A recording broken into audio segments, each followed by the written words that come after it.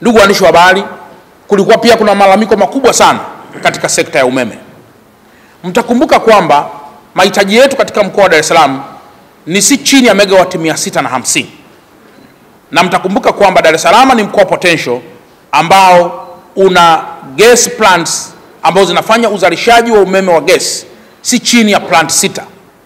Moja, tuna Kinyerezi 1, tuna Kinyerezi 2, tuna Ubungo 1, tuna Ubungo 2 na Ubungo 3 na tuna Tegeta.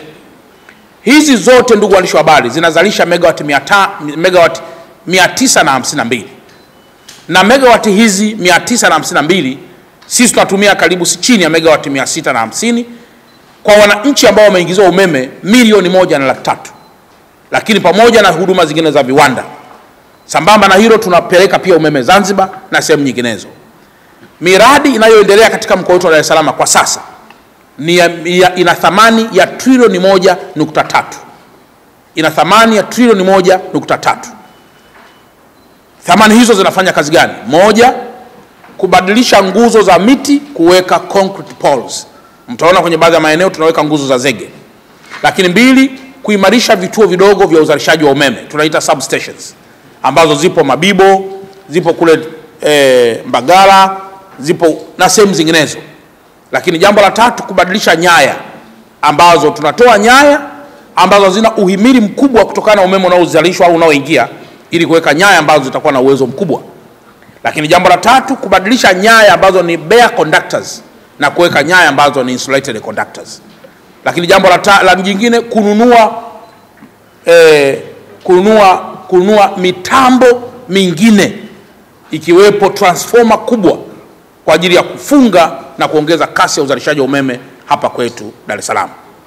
Kwa hiyo katika jambo hili la masuala ya umeme, niendelee pia kuwaasa wa Tanzania kwamba Mheshimiwa Rais wa Jamhuri ya Muungano wa Tanzania anatambua umuhimu wa umeme katika mkoa wetu, na kwamba kwa kufanya hivyo na kwa kuimprove umeme huo, basi huduma za uzalishaji katika jamii zitaendelea kuwa kubwa sana. Na jambo jingine la mwisho katika sekta hii za utoaji huduma, mtakumbuka kwamba Watanzania walikuwa wanalalamika sana nyakati za mvua kwenye baadhi ya barabara. Jeshi la polisi lililazimika nyakati zote kufunga barabara ili kuruhusu maji kuweza kupita kwanza na siweze kuleta athari, na mwisho wa siku kuweza kuyafungua ama kuzifungua barabara hizo. Barabara ambazo zimekuwa zikifungwa mara kwa mara ni pamoja na barabara ya Morogoro Road katika eneo la Jangwani. Ninayo furaha ndugu waandishi wa habari kuambia kuwa Mheshimiwa Rais amekushatoa fedha bilioni 97 zilizoanza sasa kujenga daraja lenye mita 390 kutoka upande wa Magomeni kwenda upande wa Faya. Urefu wake ni mita 390, na kutoka kwenye tunaita original ground level OGL chini kwenda juu ni mita 10. Na kwa matikio masuala tena ya maji kufurika kwenye eneo hilo itakuwa ni historia. Daraja hilo limekwishaanza kujengwa na itatumia miezi 24, kwa maana miaka miwili litakuwa limekwishakamilika. Kuna ujenzi pia wa daraja la Kigogo linalojengwa kwa bilioni 17 litakalokuwa na upana wa spani ya mita 50, na lenyewe litakamilika ili kuweza kuhimilisha utoaji wa huduma daraja la Jangwani.